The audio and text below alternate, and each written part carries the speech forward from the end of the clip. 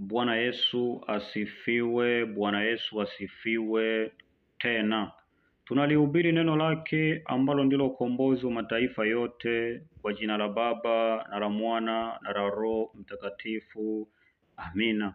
Mwenyezi Mungu wa mbinguni apate kutubariki na kutuongoza katika kulihubiri na kulitangaza neno lake. Leo tutaenda kujifunza somo linaloenda kwa jina la neno ndiyo kila kitu. Neno ndiyo kila kitu. Tunatambua kwamba neno ni Mungu mwenyewe na neno ndiyo mwanzo wa kila kitu. Neno limekwisha kuumba mbingu na nchi na vyote vijazavyo ndani ya dunia vimefanyika kwa neno. Hakuna hata kimoja kilichopo mbinguni na pia duniani ambacho hakijafanyika kwa neno, kuanzia malaika, kuanzia wazee 24 na wenye uhai wanne, wote wamefanyika kwa neno. Hivyo sisi katika dunia hii tumefanyika kwa neno. Wadudu warukao na wadudu watambao wote wamefanyika kwa neno. Tukiangalia wanyama wa polini na wanyama wa kufugwa, vyote vimefanyika kwa neno. Mimea yote imefanyika kwa neno. Upepo umefanyika kwa neno.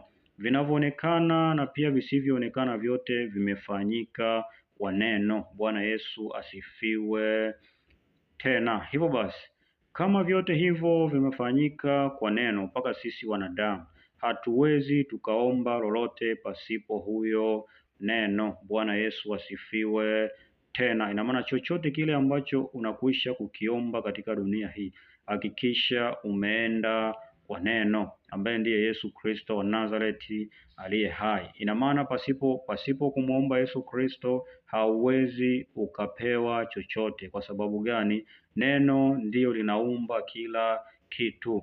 Ina maana neno linaumba kazi, neno linaumba ndoa, neno linaumba kila kitu ambacho wewe unakijua. Ukitaka kumiliki mali, nenda katika neno. Bwana Yesu asifiwe tena. Tukiongozwa na kitabu cha Waebrania sura ya 4 mstari wa 12, kinasema kwamba maana neno la Mungu li hai, tena lina nguvu, tena lina ukali kuliko upanga wao wote ukatao kuwili, tena la choma hata kuzigawa nafsi na roho na viungo na mafuta yaliyomo ndani yake, tena li jepesi kuyatambua mawazo na makusudi ya moyo. Bwana Yesu asifiwe tena. Katika hii kitabu kuna mambo fulani ambayo Mwenyezi Mungu amekwisha kuyazungumza. Kuna mambo fulani ambayo Mwenyezi Mungu amekwisha kuyazungumza. Jambo la kwanza, neno la Mungu li hai. Jambo la pili, neno la Mungu lina nguvu. Jambo la tatu, neno la Mungu lina ukali kuliko upanga ukatao kuwili. Jambo la nne, neno la Mungu linachoma hata kuzigawa nafsi na roho na viungo na mafuta yaliyomo ndani yake. Jambo la tano, neno la Mungu li jepesi kuyatambua mawazo na makusudi ya moyo. Bwana Yesu asifiwe tena. Hilo ndilo neno la Mungu. Ina maana mwanadamu ukiwa na neno la Mungu, haya yote yatakuwa ndani yako. Ina maana hauwezi ukayumbishwa na upepo wa aina yoyote, na kila kitu ambacho utakuwa unakiomba utakuwa una uhakika. Kwa sababu gani? Utakuwa umekwisha kumuamini yule ambaye ni mwanzo na mwisho. Ina maana hauwezi ukapotea, kwa sababu neno la Mungu ni taa ambalo litakumulikia usiweze kudumbukia katika mashimo ya giza. Bwana Yesu asifiwe tena. Tukianza na jambo la kwanza, sema kwamba neno la Mungu li hai. Neno la Mungu li hai.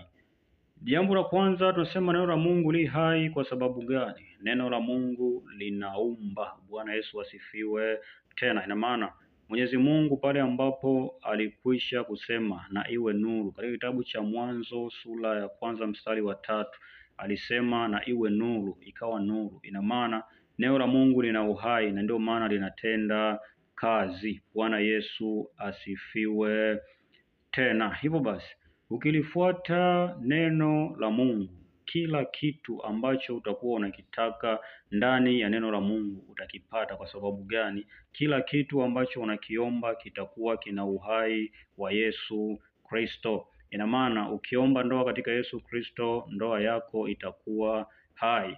Ukiomba kazi ndani ya neno, ndoa yako hiyo kazi yako itakuwa hai.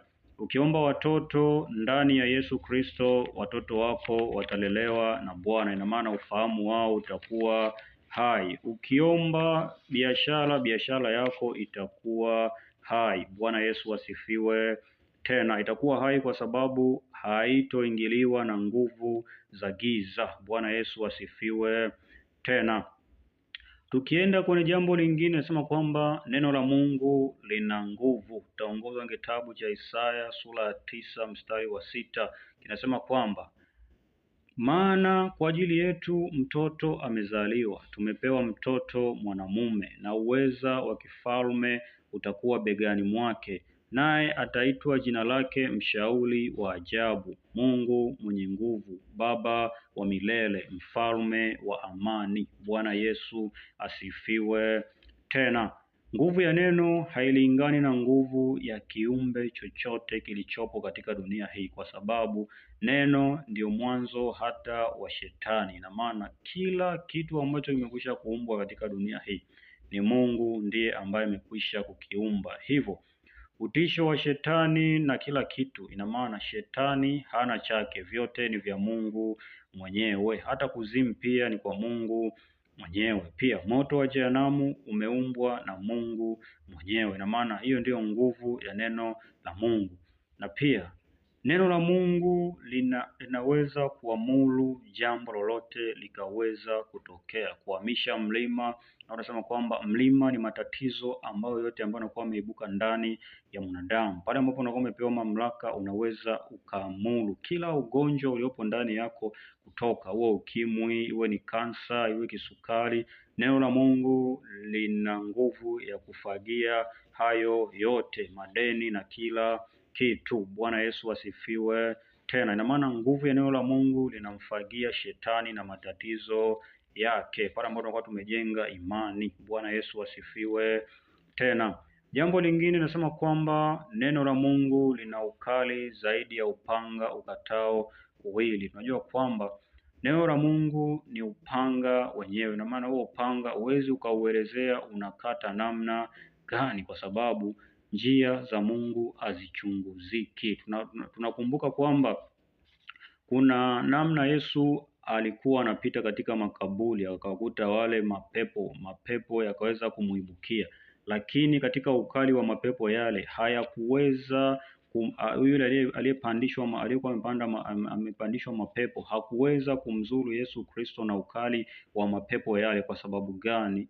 Neno la Mungu lina ukali. Ina maana moja kwa moja alivyomwangalia vile, tayari kuna namna ilitokea ndani ya Yesu Kristo kumwamuru yule aliyekuwa na mapepo asifanye jambo lolote. Bwana Yesu asifiwe. Tena hivyo hakuna kitu chochote chenye ukali, hakuna kitu chochote chenye ukali zaidi ya neno la Bwana. Ndio maana nasema kwamba unapokuwa unasema neno la Mungu linaonya, linafundisha, linafanya nini, mambo yote ambayo wewe unayajua hayawezi yakazidi neno la Bwana.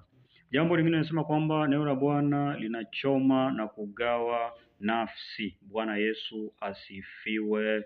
Tena kuna namna ambavyo Mwenyezi Mungu anafanya pale ambapo mwanadamu anakuwa amefungwa nafsi katika mambo mbalimbali, pale ambapo alikuwa akienenda katika dhambi, katika uzinzi, katika uasherati, katika uchawi, katika kila kitu.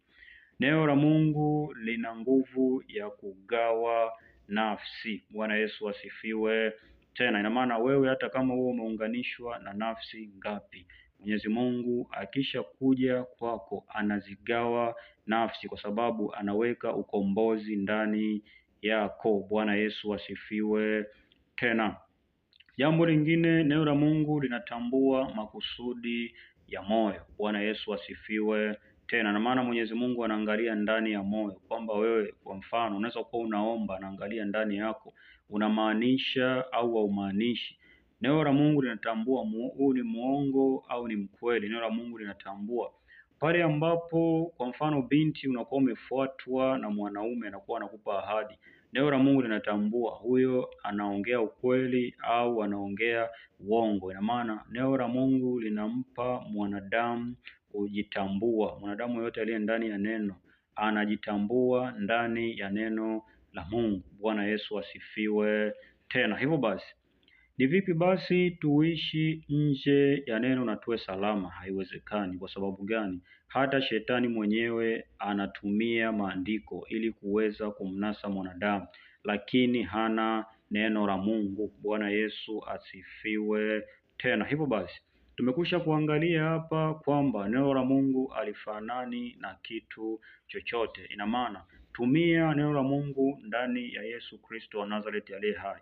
Wewe ambaye una kazi utapata kazi. Wewe ambaye una ndoa utapata ndoa. Wewe ambaye una madeni yatafutika yote. Wewe ambaye una magonjwa mbalimbali sugu na haujapona, una kansa, una kisukari, una ukimwi, wewe ambaye ni maskini, ambaye umekwisha kutengwa na familia, wewe ambaye umekwisha kudharaulika, Mwenyezi Mungu atakurudishia heshima yako. Wewe ambaye umekwisha kupoteza mali zote na ukapoteza vitu vingi, ukapoteza mke, ukapoteza mume, ukapoteza mali mbalimbali, Mwenyezi Mungu yupo tayari kukurudishia vyote pale ambapo unakuwa umekwisha kurudi katika njia zake. Bwana Yesu asifiwe tena. Hivyo basi ishi katika neno la Mungu ili aweze kufanikisha katika mambo yote. Baada ya kusema hayo, sina mengi zaidi, zaidi kusema Mwenyezi Mungu awalinde wote.